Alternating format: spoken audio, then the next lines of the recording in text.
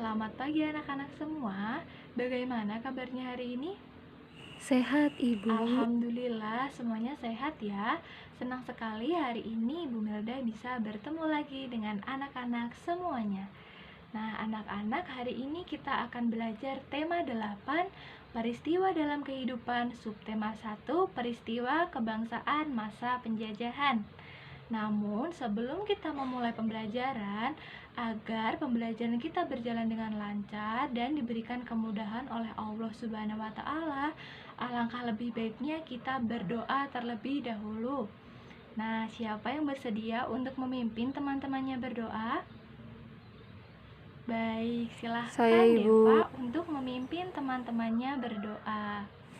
Baik, Ibu. Berdoa dimulai. Cukup. Amin. Alhamdulillah, terima kasih Deva sudah memimpin teman-temannya berdoa. Nah, anak-anak, sekarang kita akan memulai pembelajaran. Namun, agar lebih semangat juga, Ibu akan mengajak anak-anak semua untuk bernyanyi. Bagaimana? Suka tidak bernyanyi? Suka, Ibu. Baik, semuanya suka ya bernyanyi. Untuk itu, kita harus menyanyikan lagu ini dengan semangat ya. Nah, kita akan menyanyikan salah satu lagu nasional Indonesia, yaitu Maju Tak Gentar. Nah, Maju Tak Gentar ini adalah lagu yang semangat anak-anak. Jadi, kita menyanyikannya harus dengan semangat. Kita mulai ya dalam hitungan 1, 2, 3.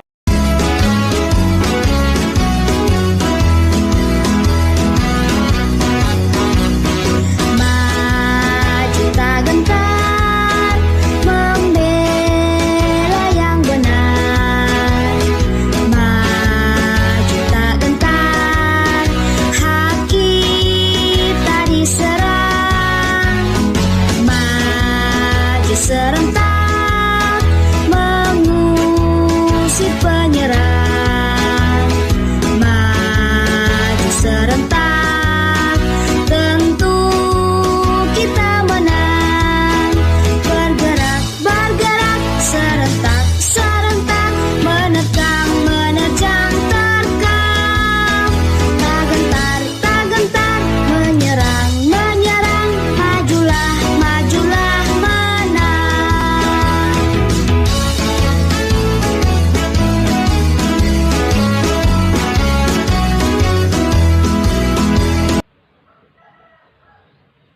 Wah, hebat sekali. Anak-anak ibu menyanyinya sangat semangat ya.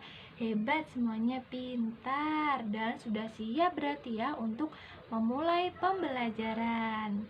Nah, anak-anak, pada pembelajaran hari ini kita akan belajar yang pertama ada latar belakang bangsa barat datang ke Indonesia, kemudian pelayaran bangsa barat, awal masa penjajahan, kolonialisme, dan yang terakhir perlawanan rakyat Indonesia melawan penjajah.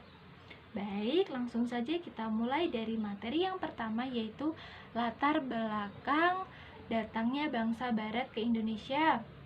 Kira-kira apa ya latar belakang bangsa barat datang ke Indonesia? Oke, semuanya ingin tahu ya.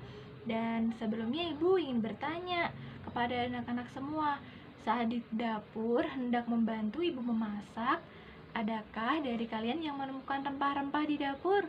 Coba apa saja contoh rempah-rempah yang ada di dapur rumah kalian? Kayu manis, Ibu. Iya, betul Deva, ada kayu manis. Selanjutnya siapa lagi? Cengkeh, Iya, Ibu. betul, Arial. Ada juga cengkeh. Kemudian Ada pala, betul, Ibu. ada rak. Tadi katanya ada juga pala. Nah, itu semua contoh rempah-rempah. Dan anak-anak semua tahu tidak kalau latar belakang datangnya bangsa barat ke Indonesia itu untuk mencari rempah-rempah. Wah, mengapa ya mencari rempah-rempah? Karena saat itu rempah-rempah merupakan sumber utama yang dibutuhkan oleh bangsa-bangsa Eropa, sehingga banyak sekali bangsa barat dari Eropa yang mencari rempah-rempah. Nah, bagaimana bangsa barat ini menemukan rempah-rempah? Adakah yang tahu? Melalui perdagangan, Nah, Ibu. tepat sekali ya tadi kata Arial dengan cara perdagangan. Betul sekali, pintar ya Arial. Jadi betul kata Arial tadi anak-anak semua. Jadi bangsa barat itu mendapatkan rempah-rempah dengan cara melakukan perdagangan, di mana perdagangan ini dilakukan secara internasional. Sekarang coba kita perhatikan peta berikut. Di peta berikut terdapat sebuah kota. Kira-kira kota apa yang terdapat di peta berikut? Konstantinopel, Ibu. Betul, Deva, ada kota Konstantinopel. Kota apakah Konstantinopel itu? Kota Konstantinopel adalah sebuah kota penting yang menjadi penghubung utama distribusi perdagangan internasional jalur darat, sehingga bangsa barat mendapatkan rempah-rempah itu karena adanya kota Konstantinopel, karena letaknya yang strategis. Tetapi anak-anak semua, suatu ketika Konstantinopel ini yang menjadi kota utama sebagai daerah perdagangan internasional tiba-tiba ditaklukkan oleh sebuah pasukan yang dilakukan oleh Turki Ottoman dan dipimpin oleh Muhammad Al-Fatih. Betul, Arial. Perlawanan ini dipimpin oleh Muhammad Al-Fatih. Nah, kemudian anak-anak, dampak dari penyerangan kota Konstantinopel ini adalah terjadinya keruntuhan Konstantinopel yang kemudian berdampak pada perdagangan internasional, yaitu tertutupnya jalur darat untuk melakukan perdagangan internasional dan membuat harga rempah-rempah menjadi semakin naik setiap harinya. Hal ini membuat bangsa Eropa kesulitan untuk mendapatkan rempah-rempah sebagai bahan kebutuhan utama. Inilah yang membuat bangsa Barat kemudian melakukan pelayaran samudra. Nah, pelayaran samudra ini dilakukan bangsa Barat untuk mencari ataupun menemukan daerah yang menjadi penghasil rempah-rempah. Nah, negara yang pertama kali melakukan pelayaran adalah bangsa Portugis yang dimulai pada bulan Juli 1511 dan kemudian mendarat di Malaka pada bulan Agustus 1511. Nah, setelah bangsa Portugis ini mendapatkan rempah-rempah dari Indonesia, kemudian bangsa Portugis membawa rempah-rempah itu ke Eropa. Kemudian setelah kepulangan bangsa Portugis, bangsa-bangsa Barat mendengar keberhasilan dari bangsa Portugis dan membuat bangsa-bangsa Barat lainnya memiliki keinginan untuk melakukan pelayaran samudra juga seperti Portugis untuk mendapatkan rempah-rempah di Indonesia. Kemudian bangsa-bangsa Barat lainnya pun melakukan pelayaran samudra. Di antaranya ada Spanyol, Inggris, Perancis, dan juga Belanda. Nah, bangsa-bangsa Barat ini pun kemudian melakukan pelayarannya ke Indonesia dan mencari rempah-rempah di sana. Nah, anak-anak, pada awalnya memang bangsa-bangsa Barat ini tujuan utamanya adalah mendapatkan rempah-rempah seperti bangsa Portugis. Namun lama-kelamaan mereka merasa bahwa rempah-rempah yang dihasilkan oleh Indonesia ini sangat kaya dan masyarakatnya ramah, sehingga bangsa Barat ini kemudian perlahan-lahan melakukan penjajahan di Indonesia karena mereka ingin menguasai rempah-rempah yang dimiliki oleh Indonesia, karena sangat banyak rempah-rempah yang dimiliki Indonesia ini. Dan itulah yang menjadi awal terjadinya penjajahan di Indonesia, yang tadinya ingin mencari rempah-rempah di Indonesia kemudian melakukan penjajahan di Indonesia. Nah, kemudian karena hal ini timbullah kolonialisme. Apa itu kolonialisme? Oke, kolonialisme itu adalah keinginan suatu negara untuk menguasai suatu wilayah dan juga sumber daya alamnya, seperti yang dilakukan bangsa Barat tadi yang memiliki keinginan untuk menguasai sumber daya alam yang ada di Indonesia, yaitu rempah-rempahnya. Kemudian bangsa Barat ini memiliki beberapa visi loh anak-anak. Coba, apa saja visi yang dimiliki oleh bangsa Barat? Gold, Ibu. Betul sekali, Deva. Iya, ada gold atau mencari kekayaan. Kemudian apa lagi? Glory, Ibu. Iya, betul, Arial. Ada lagi glory, yaitu mencari kejayaan. Kemudian Gospel, Ibu. iya, betul, ada Ra. Ada juga gospel, yaitu misi suci menyebarkan agama Kristen. Jadi, bangsa Barat ini juga memiliki misi dan juga visi ya di Indonesia, yaitu yang disebut dengan 3G tadi, mulai dari gold, glory, kemudian juga gospel. Kemudian anak-anak, karena penjajahan yang dilakukan bangsa Barat ini berlangsung semakin lama dan kemudian membuat rakyat Indonesia merasa tidak nyaman, maka terjadilah perlawanan yang dilakukan oleh rakyat Indonesia terhadap penjajahan di bangsa Barat. Nah, kita akan menyimak beberapa perlawanan yang dilakukan oleh rakyat Indonesia terhadap penjajah. Namun sebelumnya, sebelum kita menyimak video, silakan anak-anak untuk membentuk kelompok yang masing-masing kelompok terdiri dari 4 orang. Bisa dimengerti anak-anak? Bisa, Ibu. Nah, alhamdulillah bisa. Bagaimana? Apakah sudah membentuk kelompok? Sudah, Ibu. Baik.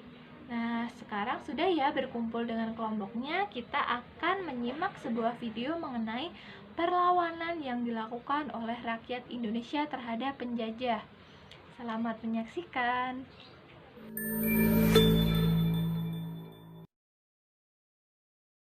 Masa pergerakan daerah, perlawanan hanya dilakukan oleh segelintir wilayah yang ditunjukkan sebagai eksistensi satu daerah saja. Sedangkan pada pergerakan nasional, telah muncul kesatuan visi untuk memerdekakan wilayah besar yang kita namakan Indonesia. Baiklah, baik. Kalian pasti sudah tidak sabar kan? Siapa saja yang berani angkat senjata untuk melawan penjajahan bangsa Barat? Pertama, kita mulai dari Sultan Agung. Sang Raja Kerajaan Mataram ini adalah tokoh yang sangat tegas menentang bentuk kolonialisme. Meskipun pada awalnya Belanda dan Mataram menjalankan kerjasama, namun monopoli dagang yang semakin mengganggu stabilitas Mataram oleh VOC membuat Sultan Agung harus mengambil langkah tegas untuk kesejahteraan rakyatnya. Pada Agustus 1628, pasukan yang dipimpin Mataram menyerang pos-pos pertahanan VOC hingga ke Batavia.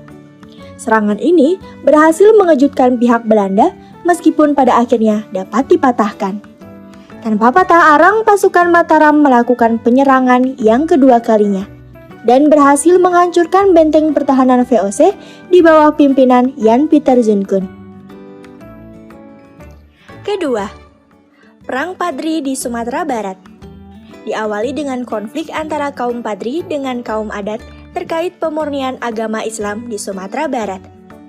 Kaum adat masih sering melakukan kebiasaan yang bertentangan dengan Islam, seperti berjudi dan mabuk-mabukan. Kaum Padri yang terdiri dari para ulama menasehati kaum adat untuk menghentikan kebiasaan tersebut. Kaum adat menolaknya, sehingga terjadi perang yang berlangsung tahun 1803 hingga 1821. Peran Belanda mengadu domba kaum adat dan kaum Padri dapat dikatakan berhasil untuk menyulut peperangan ini muncul dan terus memanas. Apakah semudah itu kaum Padri dan kaum adat dapat diadu domba? Tentu tidak. Sadar wilayahnya sedang coba diadu domba, kaum Padri dan kaum adat bersatu dan kemudian justru berbalik melawan pihak Belanda.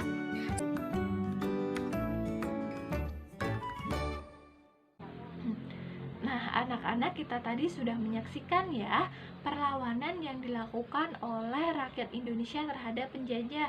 Sekarang Ibu akan membagikan LKPD dan silakan anak-anak semua untuk mendiskusikannya bersama kelompok. Apakah sudah mendapatkan LKPD semua? Sudah, Ibu. Alhamdulillah sudah ya. Nah, anak-anak, pada LKPD kali ini silahkan anak-anak untuk membuat sebuah peta pikiran mengenai tadi datangnya bangsa Barat ke Indonesia dan juga perlawanan yang dilakukan rakyat Indonesia terhadap penjajah. Untuk setiap kelompok, silahkan menyebutkan masing-masing 2 perlawanan yang dilakukan oleh rakyat Indonesia. Apakah sudah selesai anak-anak semua? Sudah, Ibu. Alhamdulillah, semuanya sudah selesai ya. Sekarang, kelompok siapa yang bersedia untuk mempresentasikan hasil diskusinya kepada teman-teman? Saya, Ibu. Baik, Deva bersedia ya. Deva dari kelompok berapa? Kelompok 1, Ibu. Ya baik, dari kelompok 1. Silahkan kelompok 1. Baik, jadi kelompok kami menuliskan 2 perlawanan, yaitu yang pertama ada perlawanan Sumatera Barat oleh Tuanku Imam Bonjol dan juga perlawanan Maluku yang dipimpin oleh Kapiten Patimura. Terima kasih, Ibu. Baik, tadi kelompok 1 menyebutkan perlawanan yang dilakukan oleh rakyat Indonesia dari Sumatera Barat, yaitu perlawanan Sumatera Barat oleh Tuanku Imam Bonjol. Kemudian tadi dari Maluku yang dipimpin oleh Kapiten Patimura atau dikenal juga dengan Thomas Matulesi. Nah, baik, terima kasih kelompok 1 yang sudah bersedia mempresentasikan hasil diskusinya. Selanjutnya kelompok berapa yang bersedia lagi? Saya, Ibu. Baik, Adara dari kelompok berapa? Kelompok Dari 3, kelompok Ibu. 3. Silahkan kelompok 3. Perlawanan yang dilakukan oleh Pangeran Diponegoro dan juga Perang Padri. Iya, baik. Terima kasih kelompok 3. Tadi kelompok 3 menyebutkan perlawanan rakyat Indonesia, yaitu ada Perang Diponegoro yang dipimpin oleh Pangeran Diponegoro dan juga Perang Padri, di mana bersatunya kaum adat dan juga kaum Padri di daerah Sumatera Barat. Baik, terima kasih banyak kepada kelompok 3. Terima kasih kepada anak-anak semua yang sudah menyelesaikan LKPD-nya dengan sangat baik. Good job sekali anak-anak ibu semua, semuanya pintar dan benar-benar hebat. Baik anak-anak, di awal tadi kan kita sudah menyanyikan salah satu lagu nasional bangsa Indonesia, yaitu Maju Tak Gentar. Nah, sekarang kita akan mengenal tangga nada yang ada di lagu Maju Tak Gentar dan juga simbol-simbol dari tangga nada. Nah, baik, ini adalah beberapa simbol dari tangga nada. Nah, tangga nada sendiri anak-anak berfungsi untuk menentukan tinggi rendahnya nada dalam suatu lagu, sehingga tadi kita ketika menyanyikan lagu Maju Tak Gentar ada juga nada yang rendah dan nada yang tinggi, dan nada juga terdiri dari beberapa jenis berdasarkan ketukannya. Nah, bisa kita lihat bersama pada gambar berikut. Ada yang bernilai 1 ketukan, setengah ketukan, 1/4 ketukan, dan juga masih banyak lagi. Nah, itulah anak-anak mengenai tangga nada yang kita pelajari hari ini. Baiklah anak-anak, itulah materi yang sudah kita pelajari hari ini. Adakah yang ingin ditanyakan?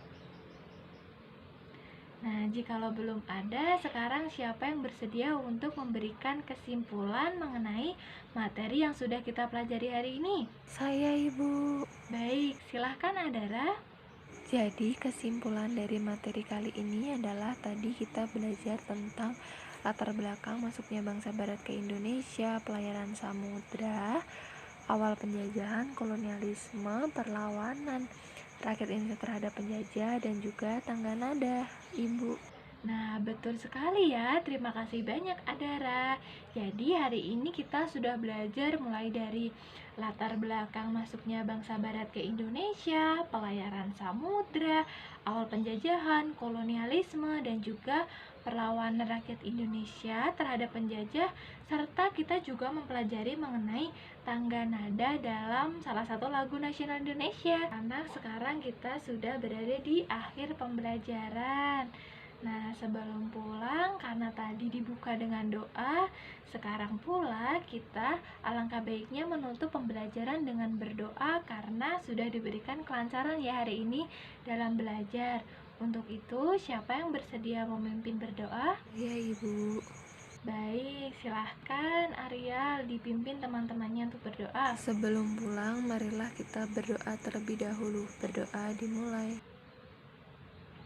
Amin. Terima kasih Arial dan terima kasih juga anak-anak hebat ibu semua sudah belajar dengan semangat. Sampai jumpa. Wassalamualaikum warahmatullahi wabarakatuh.